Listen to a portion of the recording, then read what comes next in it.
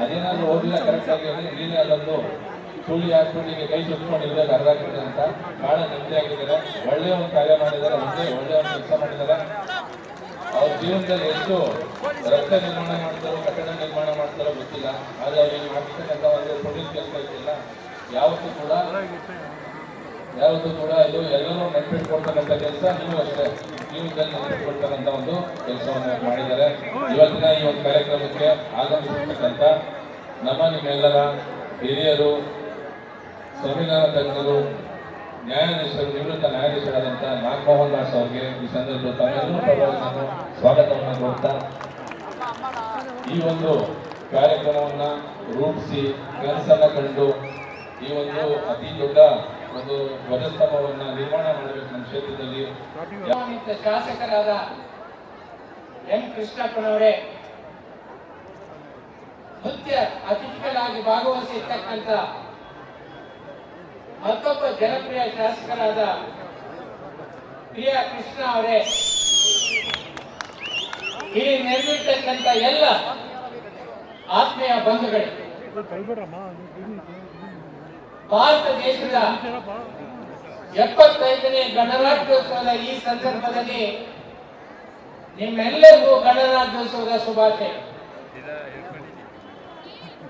1947ರಲ್ಲಿ ಭಾರತ ದೇಶಕ್ಕೆ ಸ್ವಾತಂತ್ರ್ಯ ಬಂದಾಗ ನಮ್ಮ ಹಿರಿಯರು ದೀರ್ಘವಾದಂತ ಚರ್ಚೆ ಮಾಡಿ ನಮಗೆ ಈ ತಿರಂಗ ರಾಷ್ಟ್ರ ಧ್ವಜವನ್ನು ನೀಡಿದ್ದಾರೆ. ಕಳೆದ 75 ವರ್ಷಗಳಿಂದ ಈ ಧ್ವಜಕ್ಕೆ ನಾವು ಗೌರವವನ್ನು ಸಲ್ಲಿಸ್ತಾ ಬಂದಿದ್ದೀವಿ.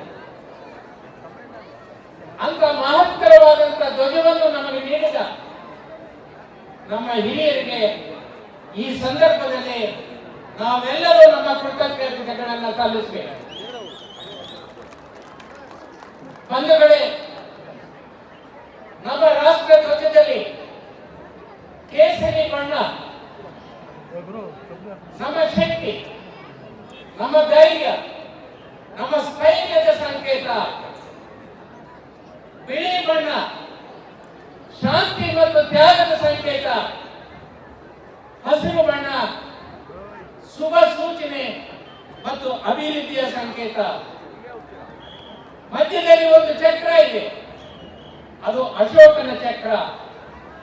ಅದು ನಮ್ಮ ಪರಂಪರೆ ಮತ್ತು ಪ್ರಗತಿಯ ಸಂಕೇತ ಅಂತಕ್ಕಂಥದ್ದು ನಮ್ಮ ಹಿರಿಯರು ಇದನ್ನು ನಮಗೆ ನೀಡಿದ್ದಾರೆ.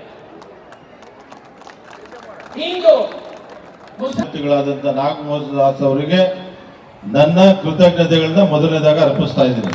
ಅದೇ ರೀತಿ ವೇದಿಕೆ ಮೇಲಿರ್ತಕ್ಕಂಥ ನಮ್ಮ ಪ್ರಿಯಾ ಕೃಷ್ಣ ಅವರೇ ಹಾಗೂ ಈ ಕಾರ್ಯಕ್ರಮದ ಎಲ್ಲ ನಮ್ಮ ಗೋಪಾಲ್ ಏನಪ್ಪ ಹೇಮಂತ ಮತ್ತೆ ಎಲ್ಲ ಈ ಕಾರ್ಯಕ್ರಮವನ್ನು ಯಶಸ್ವಿಯಾಗಿ ನಡೆಸಿಕೊಟ್ಟಂತ ನೀಲಕಂಠ, ಹೇಮಂತ ಇವರೆಲ್ಲರಿಗೂ ನನ್ನ ಅಭಿನಂದನೆಗಳು ಸಲ್ಲಿಸ್ತಾ, ಕೆಳಗಡೆ ಇರ್ತಕ್ಕಂಥ ಗೋಪಾಲ ಸ್ವಾಮಿ ಅವರು ಸೀನಿಯರ್ ಅಡ್ವೊಕೇಟು, ಎಲ್ಲ ವೇದಿಕೆ ಇರ್ತಕ್ಕಂಥ ಗಣ್ಯರು, ಗಂಗಣ್ಣವರು ಎಲ್ಲರೂ ಬಂದಿದ್ದೀರಾ. ಇದು ಈ ಸಂವಿಧಾನ ರಚನೆ ಮಾಡುವಂಥದ್ದು ತಮಗೆಲ್ಲ ಗೊತ್ತಿದೆ. ಸ್ವಾತಂತ್ರ್ಯ ಬಂತು, ಯಾರು ತಂದ್ಕೊಟ್ರು? ಮಹಾತ್ಮ ಗಾಂಧಿಯವರಿಂದ ಹಿಡಿದು ನಮ್ಮ ಚಂದ್ರಶೇಖರ್ ಆಜಾದ್ ಅವರಿಂದ ಹಿಡಿದು ನೇತಾಜಿ ಸುಭಾಷ್ ಬೋಸ್ ಅವರಿಂದ ಹಿಡಿದು ಅನೇಕ ಮಹನೀಯರು ಹೋರಾಟ ಮಾಡಿ ನಮಗೆ ಸ್ವಾತಂತ್ರ್ಯ ತಂದುಕೊಟ್ರು.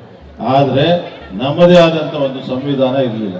ನಿಮಗೆಲ್ಲ ನಮ್ಮ ಸಂವಿಧಾನ ಚಾಲನೆಗೆ ಬರಕ್ಕೆ ಮೊದಲು ಏನಿತ್ತೇಳಿ, ಯಾರು ಟ್ಯಾಕ್ಸ್ ಕಟ್ತಾವನೆ, ಕಂದಾಯ ಕಟ್ತಾನೆ ಅವನು ಮಾತ್ರ ಓಟ್ ಇತ್ತು. ಇವಾಗ ಯಾರ್ಯಾರು ಓಟ್ ಐತೆ? ಮೋದಿಗೂ ಒಂದೇ ಓಟು, ನನಗೂ ಒಂದೇ ಓಟು, ನಾಗಮೋಹನ್ ದಾಸ್ ಅವ್ರಿಗೂ ಒಂದೇ ಓಟು, ರಾಷ್ಟ್ರದ ಪ್ರಥಮ ಪ್ರಜೆ ದ್ರೌಪದಿ ಮುರ್ಮು ಅವ್ರಿಗೂ ಒಂದೇ ಓಟು ಅಲ್ವಾ?